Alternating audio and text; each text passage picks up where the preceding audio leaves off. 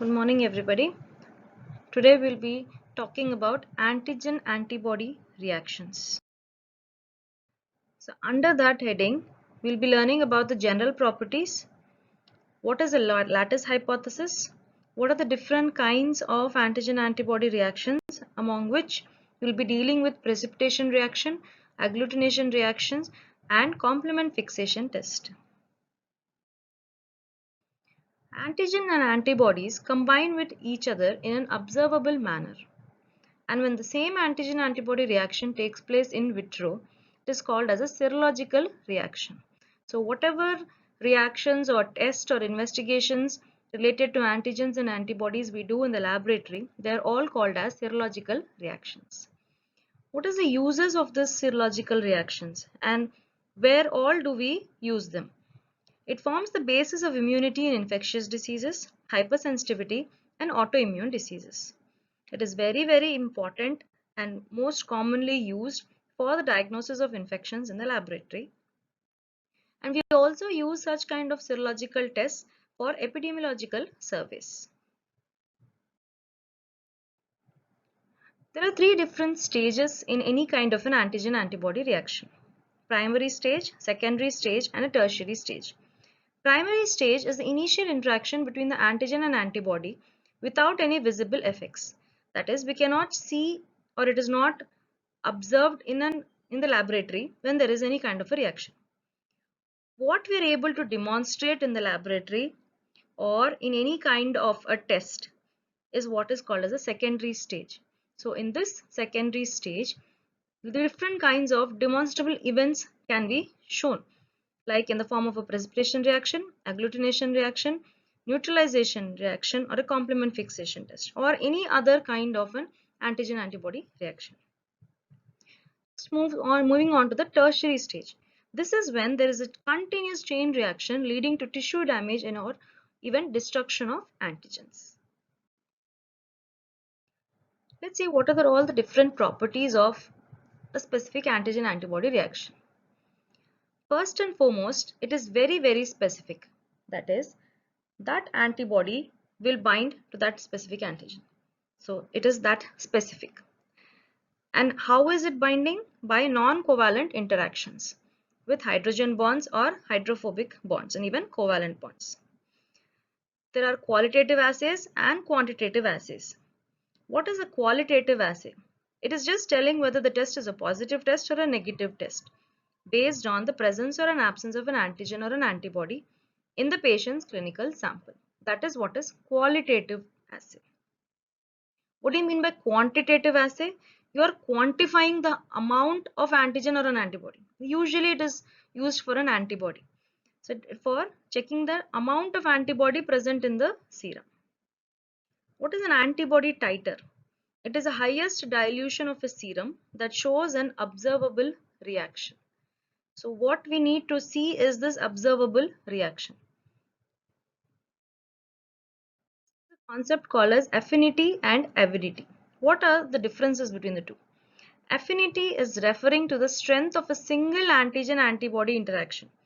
That is, from this epitope which is present on the antigen, how specific is it to that antibody and with what strength that epitope is attaching to the antibody.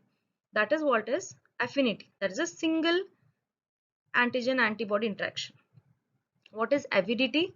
It is the strength of all the interactions combined. Suppose there are so many antigen binding sites on this antibody. So together how much with what strength it is attaching to that antigen, that is called as an avidity. So avidity is a better indicator of the strength of antigen and antibody reaction. Next, let's see what is a lattice hypothesis.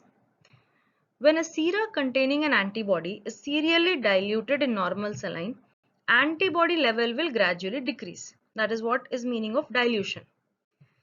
And once we do this, and when an antigen is added, there are three kinds of zones which we see. First is the prozone phenomenon, second is the post zone of equivalence, and the third one is the post zone phenomenon. Let's see what is the zone of equivalence. When a fixed quantity of antigen is added to those serially diluted tubes, Antigen-antibody reaction will occur in the middle place, where antigen and antibody levels are equivalent. The term equivalent is more important because they have to be proportionate to each other. It is not equal levels, it is only equivalent levels. I will show you what equivalent is. The first place is the prozone phenomenon, wherein there is antibody excess and it is present in the earlier test tubes. The last one is the post-zone phenomenon, wherein there is antigen excess and it is in the later test tubes. So this is what is the prozone phenomenon, wherein there is lot of antibodies and these pink ones are the antigens. So when there are excess antibodies, there will not be an observable reaction. Last one is the antigen excess, that is a post-zone phenomenon. Too many antigens, very little antibodies. What we need to see in this observable reaction, what we see in the laboratory, is the zone of equivalence or lattice formation. It is only when this lattice is being formed that you will be able to observe that reaction. That is an optimal proportion of antigen and antibody. Multivalent antigen combining with bivalent antibodies in varying proportions depending on the antigen-antibody ratio. So when such proportionate or equivalent antigen antibodies are present, then such kind of a lattice is being formed. And that lattice is what we observe. What is the clinical significance of this?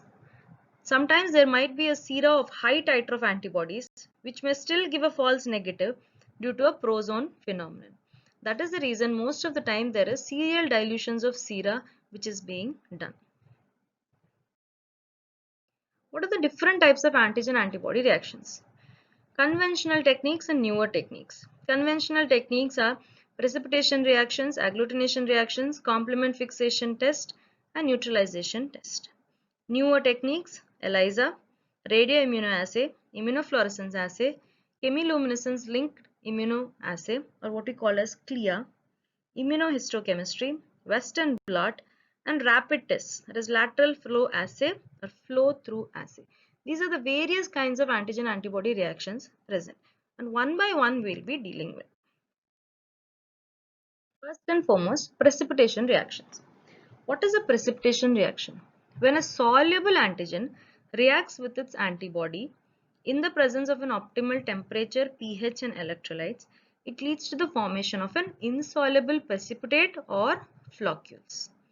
So the main two things you need to know here is a soluble antigen being used and the formation is an insoluble precipitate or floccules. There are two types. One is precipitation in liquid medium and the other is precipitation in gel medium. In liquid medium, examples are ring test and flocculation test.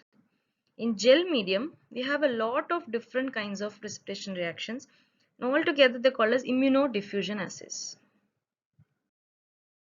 What is a ring test or a ring precipitation test? In a narrow tube, antigen solution is layered over an antiserum. So in this test tube, this is the antiserum and this is the antigen. And once the reaction takes place, the precipitate ring is formed at the junction of the two liquids. This is the precipitate ring. Since it is a ring in a test tube, it is called as a ring test. Examples: Ascori's thermoprecipitin test, streptococcal grouping by Lancefield technique. Flocculation test. When a drop of antigen is mixed with a drop of patient's serum, then the precipitate gets suspended as floccules. When it is suspended as floccules, it is called as a flocculation test. It can either be done on a slide or tube. Slide flocculation test examples are VDRL, RPR test, and both these are done for syphilis. Tube flocculation test example is a Kahn's test. It is also done for the diagnosis of syphilis. Next, moving on to precipitation in gel. Here what happens is there is an 1% agarose gel which is incorporated in the precipitation reaction and clear visible bands of or precipitin lines are formed. Let's first see what are the two different principles we need to learn. There can be a single diffusion or double diffusion. When only the antigen diffuses, it is called as a single diffusion. When both antigen and antibody diffuse, it is called as a double diffusion. And now whether they are diffusing vertically in a test tube or whether they are diffusing in a slide horizontally, that is what is called as a one dimension and two dimension. If it is vertically diffusing in test tube, it is called as one dimension, and when they are diffusing in a slide or a petri dish, it is of two dimensions. So it can be a single diffusion, one dimension, single diffusion, two dimensions, or any combination, double diffusion, one dimension, double diffusion, two dimension. So based on this combinations, we have different kinds of precipitation reactions in gel. This is single and double diffusion in one dimension. Let's see the first test tube.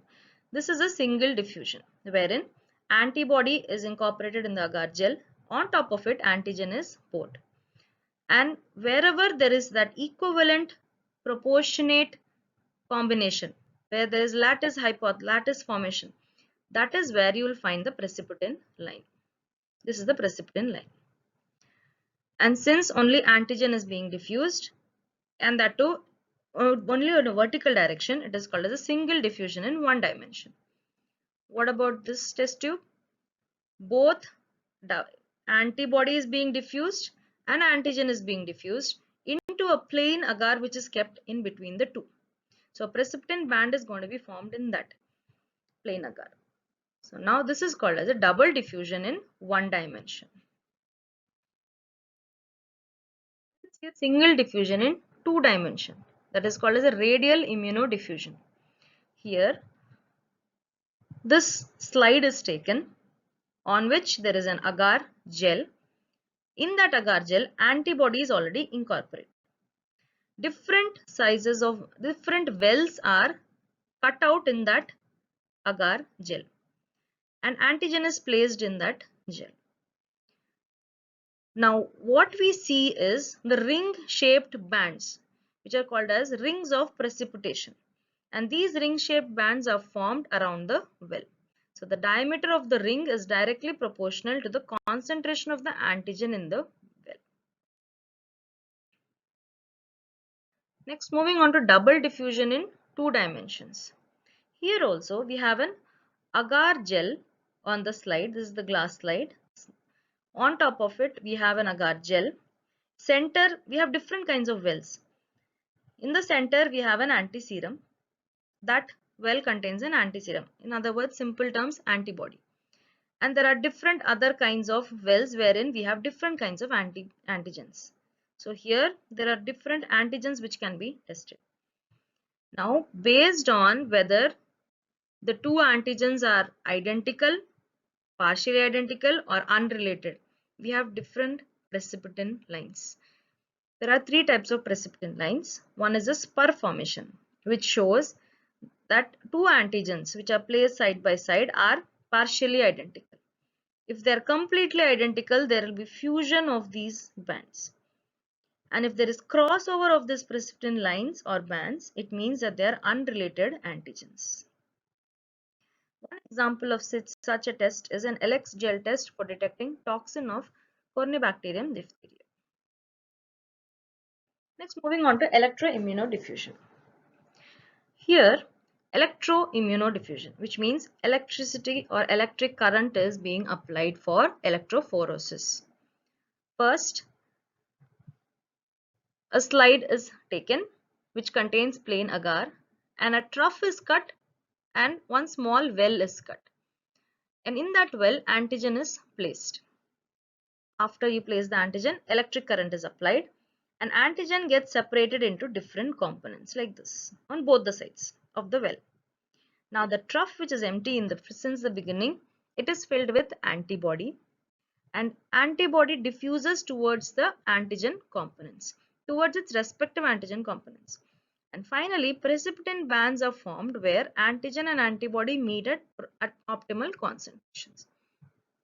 Wherein the immunodiffusion is enhanced by using electric current, it's called as an electroimmunodiffusion.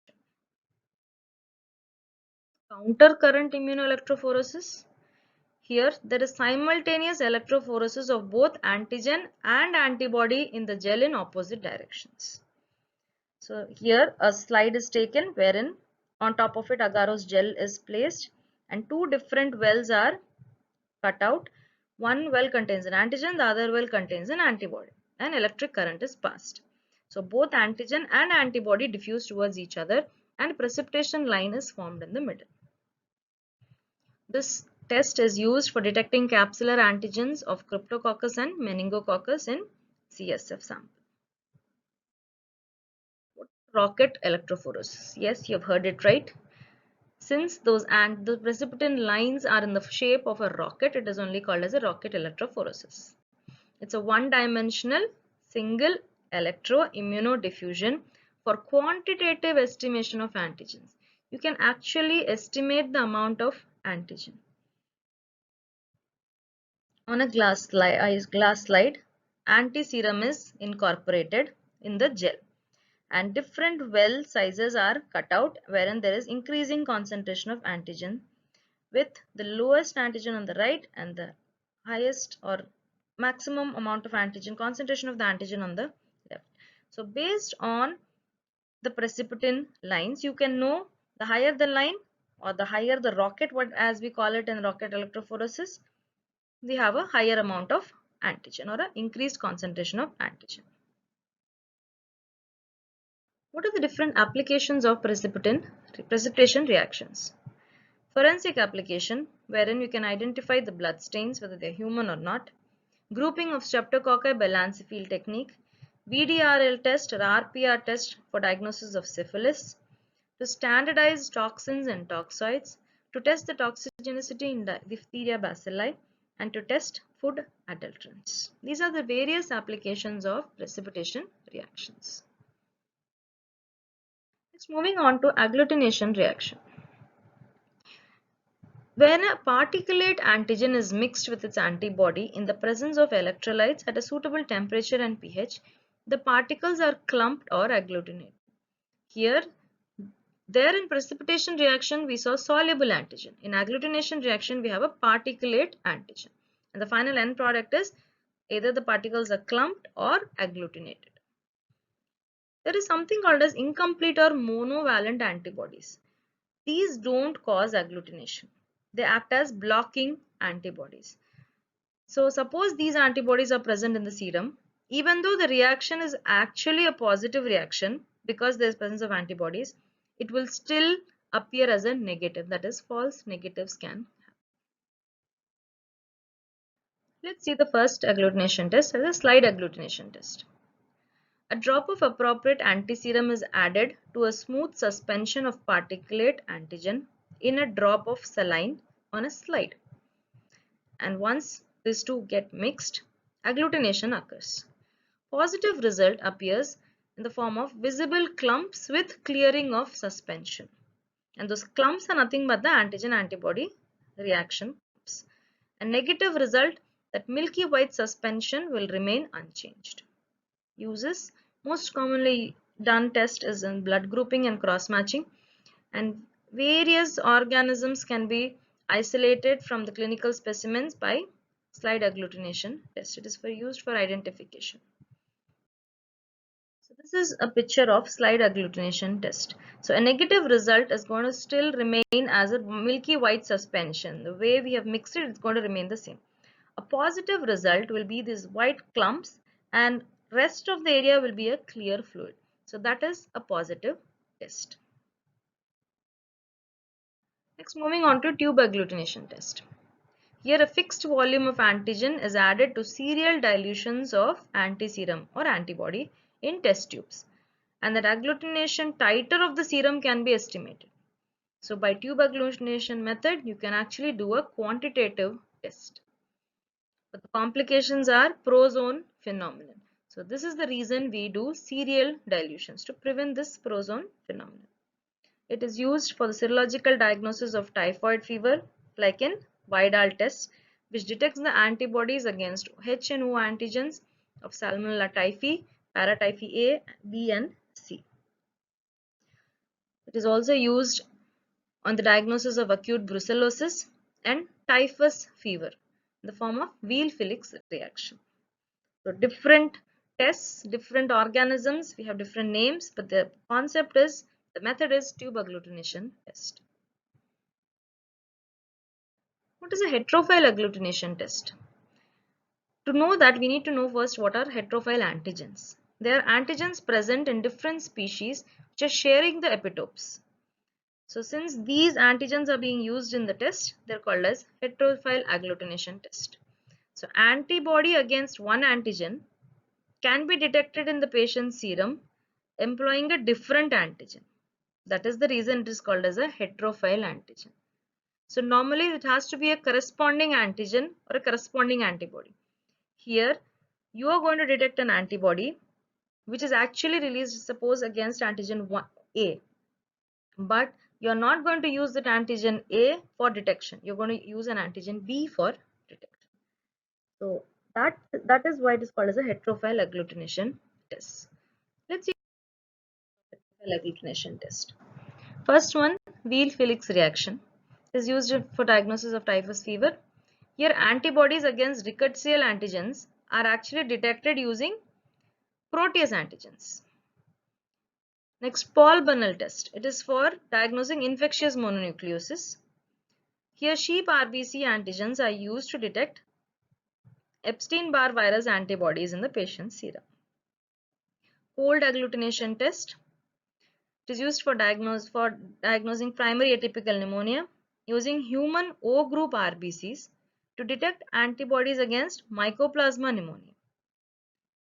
Same as cold agglutination test is Streptococcus MG test. It is also for diagnosis of primary atypical pneumonia, but here you're going to use Streptococcus MG antigens. So different antigen to detect a totally different kind of an antibody. Next, what is a Coombs test or an antiglobulin test? It is used for the detection of anti-RH antibodies that do not agglutinate Rh positive RBCs in saline, and also for detection of incomplete antibodies. Principle behind this test is, when a sera containing incomplete anti-Rh antibodies are mixed with Rh positive RBCs, the antibody globulin coats the surface of the RBCs but doesn't agglutinate. Normally, when an antibody is there against a specific antigen, when that reaction takes place, it should agglutinate. But here it doesn't agglutinate. The reason being, these anti-Rh antibodies are incomplete antibodies. So once this combination of anti-Rh antibodies and Rh positive RBCs is treated with the Coombs serum, now the cells will get agglutinated. So what is a Coombs serum? It is rabbit antibodies against human gamma globulin. That is nothing but rabbit antibodies against human antibodies. There are two types of tests, direct and indirect Coombs test. Let's see one by one. Direct Coombs test. It detects Rh antibodies which are bound to the fetal RBCs using blood from the fetus or a newborn. Here, fetus or newborn blood is taken. Now, that blood is already coated with Rh antibodies. So, to this you will add a Coombs reagent and immediately you will see the reaction. So, Rh antibody coated with fetal RBCs now get agglutinated by the Coombs reagent. What is an indirect Coombs? It is to detect free Rh antibodies from the maternal serum after the first delivery of Rh positive fetus or a baby. So direct Coombs test is checking that from a baby's blood. Now indirect Coombs test is checking free Rh antibodies from the maternal serum. So maternal serum is taken wherein free antibodies are there. To this now you're going to add RBCs, human RBCs. Now Coombs reagent is added, and once you have added this, now there will be agglutination. So this is how you're going to do an indirect Coombs test. What is a passive agglutination test? By attaching a soluble antigen to the surface of a carrier particle, it is possible to convert a precipitation reaction to an agglutination reaction. Normally, till now what all we studied was agglutination reactions. Now if you want to convert a precipitation reaction to an agglutination reaction, to that soluble antigen you add a carrier particle. Now this will become a particulate antigen. So once the antigen is a particulate antigen, the test will be an agglutination reaction. The reason behind it is precipitation reactions might be difficult to demonstrate, but agglutination reactions are very easy to demonstrate. So that is another reason why we prefer going in for passive agglutination tests. So what are the different carrier particles we use? We can use either RBCs, latex particles, or bentonite. Suppose RBCs are used as carrier particles, it is a hemagglutination test. For example, Rose-Waller test and RA factor detection test, both for rheumatoid arthritis. Next, latex agglutination test, we are using polystyrene latex as the carrier particle. Examples, ASO, there is anti-streptolysin O test, RA factor for rheumatoid arthritis, CRP test is for C-reactive protein detection, and beta-HCG detection test. So this is a picture showing a latex agglutination test. This is a positive reaction wherein all these agglutinates can be seen in the form of clumps. And this is a hemagglutination test wherein you can actually see that agglutination, and that red color is mainly because RBCs are being used as a hemagglutination test. What is a reverse passive agglutination test? Till now, what was being adsorbed with the carrier particle? It was the antigen.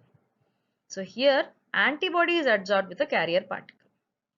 The other name for this test is a co-agglutination test.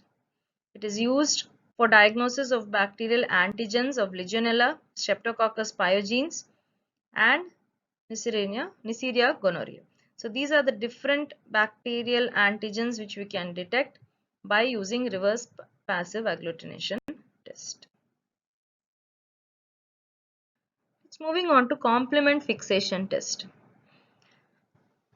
It detects antibodies in the patient's serum that are capable of fixing with complement. Normally, when an antigen-antibody reaction takes place, it is only to this complex that the complement will come and fix. Complement cannot act on its own. For this test, there are 5 different components. One is an antigen, antibody, complement, the source is from a guinea pig, sheep RBCs, and amboceptor. Amboceptor is rabbit antibody to those sheep RBCs. That is called as an amboceptor. And the indicator system, which is nothing but what is the system which is actually because of which we are able to see that as a reaction. That is an indicator system. It is sheep RBCs which are coated with amboceptor. Let's first see what is a negative test. Let's take this complement. Complement is added to this indicator system. What is an indicator system? Sheep RBCs which are coated with its amboceptor. Amboceptor is antibodies, rabbit antibodies to the sheep RBCs. So this is the antigen antibody complex, and to this a complement is added. Since this is free complement, now it is going to break this antigen antibody complex, and you can actually see it in the form of a color. A color will be demonstrated, nothing but the red color because of the RBCs.